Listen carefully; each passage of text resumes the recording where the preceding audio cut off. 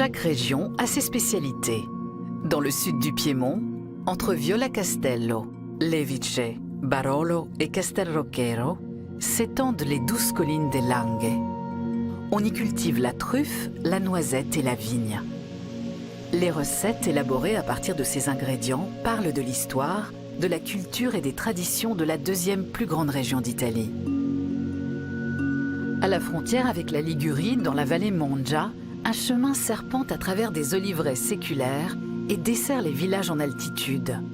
Le brouillard, le froid et la pluie font de ce paysage un écrin de verdure composé de forêts de châtaigniers.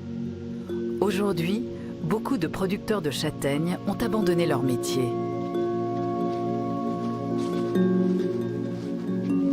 Marco Bozzolo, lui, pense que son métier a de l'avenir. Ses études terminées, le jeune homme est retourné à ses racines.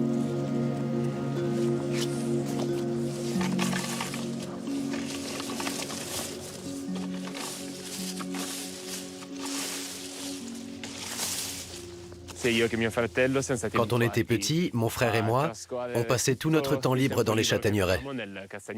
Ici, on est dans notre élément. Et aujourd'hui aussi, la plupart du temps, c'est là qu'on se trouve. Marco tape sur les bogues pleines de piquants pour en faire sortir les châtaignes. La châtaigne a longtemps été le fruit du pauvre. Elle a permis aux montagnards de survivre dans les temps difficiles. Dans la région, le châtaignier est surnommé l'arbre à pain.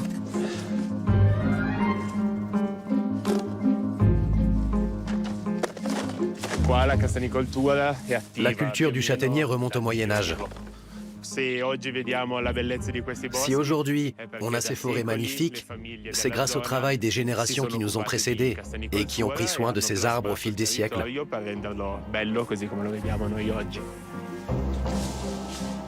Cru ou grillé, avec ou sans coque, en garniture, soupe, bière ou encore en pâtisserie, la châtaigne est l'ingrédient incontournable de la cuisine piémontaise. Aujourd'hui, les Bozzolo préparent des pastagna, des pâtes composées pour un tiers de farine de châtaigne. Cette idée de Marco est d'ores et déjà une tradition familiale.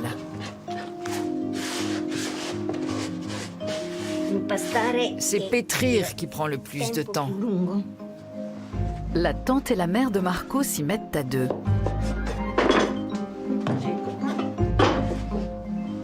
La châtaigne se récolte de septembre à novembre, une saison intense pour Marco. Nous sommes producteurs de châtaignes depuis 1700. Je ne voulais pas être le premier à rompre avec cette tradition familiale. J'ai fait des études d'économie, mais travailler dans une banque, ça ne me disait rien. Alors en 2016, j'ai décidé de faire ce métier.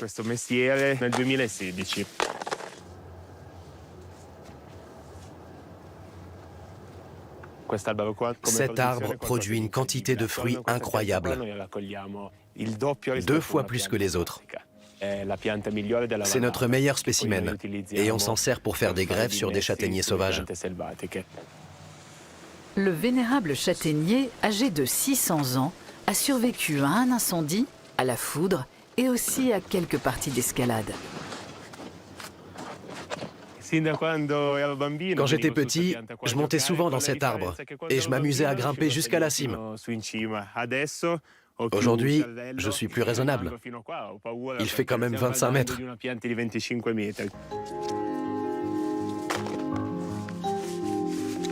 Il ne faut pas confondre les châtaignes de Marco avec les fruits du marronnier d'Inde dont les graines sont toxiques, ni avec les marrons chauds des marchés de Noël. Nos châtaignes sont plus petites que celles qu'on utilise pour faire des marrons grillés. Leur peau interne est fine, contrairement à celle des châtaignes à marron glacé, ce qui les rend plus faciles à travailler. Les variétés traditionnelles de notre région sont la gabbiana et la frattone. Elles sont croquantes, sucrées et faciles à faire sécher.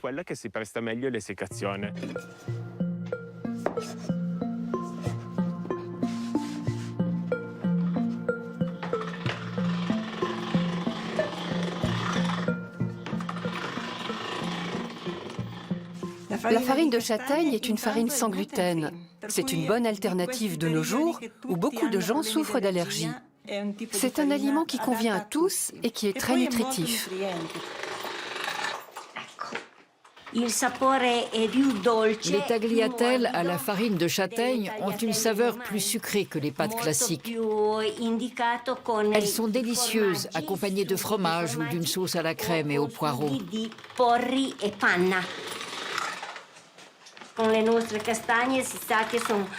Nous, on pratique encore le séchage traditionnel des châtaignes, alors que les techniques modernes utilisent du gasoil pour un séchage accéléré.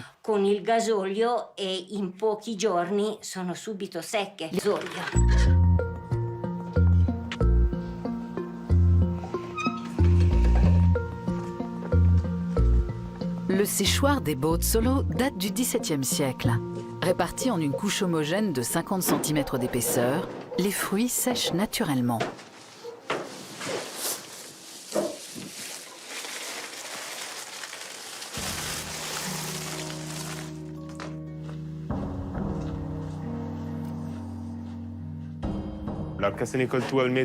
La culture traditionnelle de la châtaigne est une économie circulaire. Rien ne se perd. Là, ce sont les coques de l'année dernière. On s'en sert pour alimenter le feu.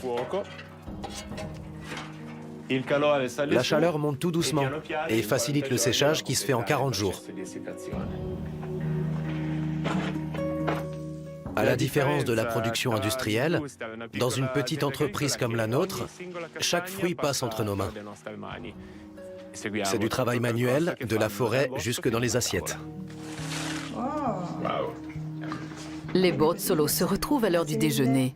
Au menu, une assiette de pastagna bien méritée. La sauce au poireau est excellente. Une recette de grand-mère.